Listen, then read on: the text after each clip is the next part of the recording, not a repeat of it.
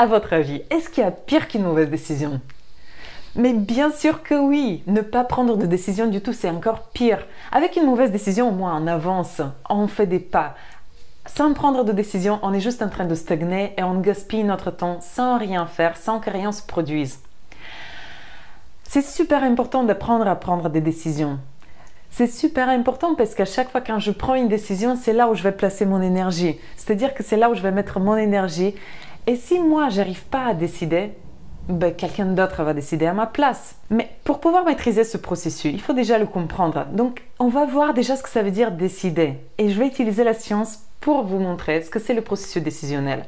Avant de passer à la question, comment faire pour qu'à chaque instant, je prends une bonne décision? La science nous montre que quand je décide, je termine par être convaincu que je veux quelque chose, je veux obtenir quelque chose, je veux faire quelque chose, je veux être quelque chose. Je décide de faire d'une certaine manière. Donc je tranche entre plusieurs options, je choisis une des options. Et ça se traduit comment dans notre cerveau? Dans notre cerveau, il y a le système de récompense qui s'active. À chaque instant quand je dois décider et quand je crée l'envie de faire quelque chose, je produis de la dopamine.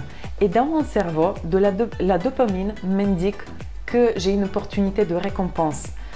À chaque instant quand je vois une récompense potentielle, j'ai ce boost de dopamine qui est la molécule du bonheur qui va me faire passer à l'action. Mais qu'est-ce que c'est une bonne décision? En fait, je suis convaincue d'avoir pris une bonne décision quand j'ai utilisé mon temps pour faire des choses qui sont importantes pour moi, pour nourrir des choses qui sont importantes pour moi. Et c'est là où tout se joue. Il y a des gens qui passent leur vie à être insatisfaits. Ils vont prendre une multitude de décisions et à chaque fois, ils vont être incapables d'identifier la récompense qu'ils ont obtenue. Et ils vont finir par dire « mais il n'y a pas eu de récompense ». Et ils vont se sentir comme si rien n'a été obtenu. Et puis, il y a les autres personnes qui, elles ont développé une flexibilité mentale de chercher la récompense, d'aller creuser pour comprendre quelle était la récompense.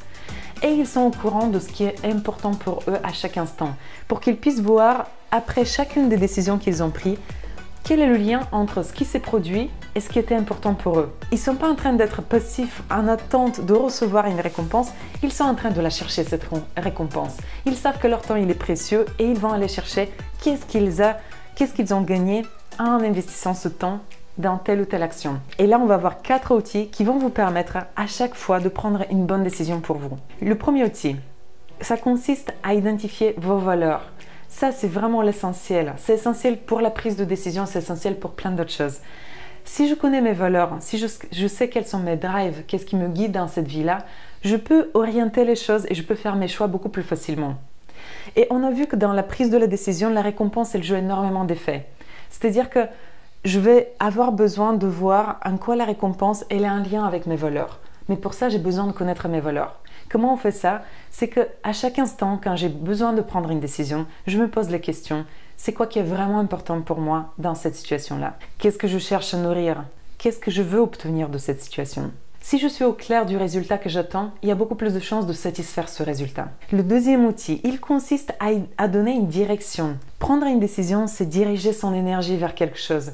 Quand je choisis une option, c'est que je dis non à d'autres options. C'est-à-dire que je dirige mon énergie vers l'option que j'ai choisie. C'est comme si je suis dans un bateau et je dois prendre la décision de tourner à droite ou tourner à gauche.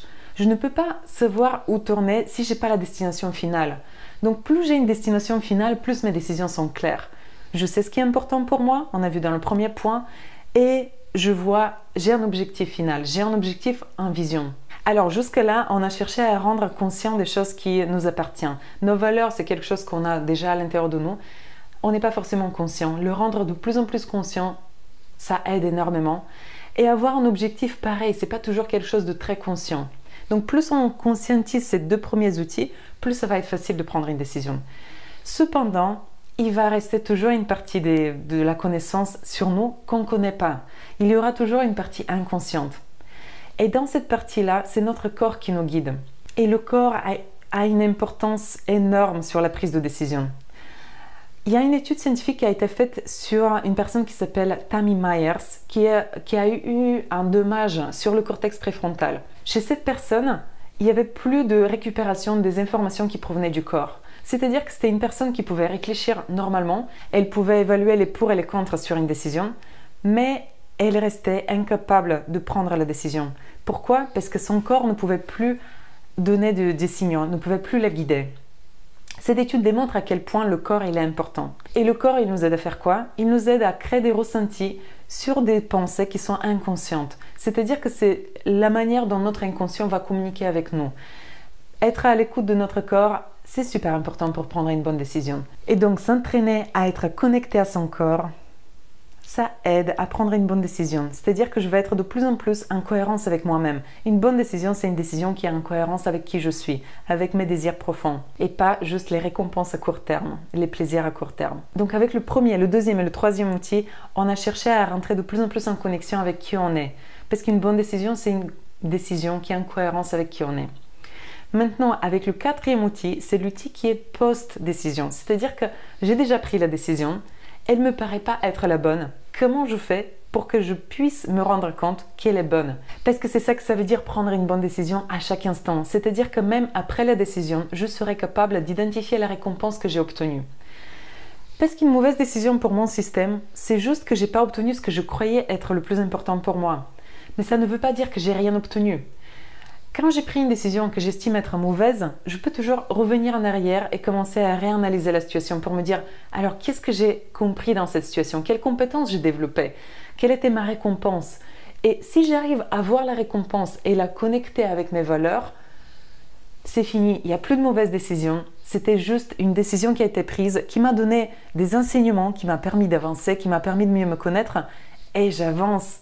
Et je conclus que c'était aussi une bonne décision parce qu'elle m'a permis d'utiliser mon temps à mon service. Il faut savoir que scientifiquement, ça a été prouvé que notre cerveau, il est capable de trouver des raisons à toute chose. Il y a des expériences scientifiques qui montrent que même quand on nous montre 3 paires de bas qui sont exactement les mêmes, on est capable de faire un choix et de dire pourquoi ce choix il était meilleur que les autres. Bien sûr, les participants de cette étude ne savaient pas que ces 3 paires de bas qui étaient exactement les mêmes et ils ont réussi à trouver des arguments pour dire pourquoi ils ont fait leur choix.